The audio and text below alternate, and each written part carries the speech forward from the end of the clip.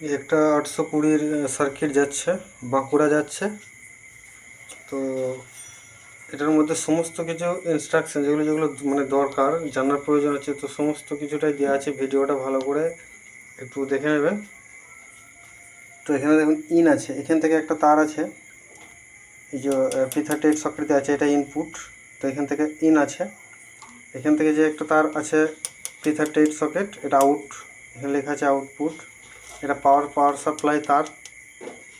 এখানে প্রতিটা ভলিউমে লিখে দিয়েছি আমি, বেস, ওভার বেস, টোন, এটা বেস, এটা মাস্টার, এটা হামিং।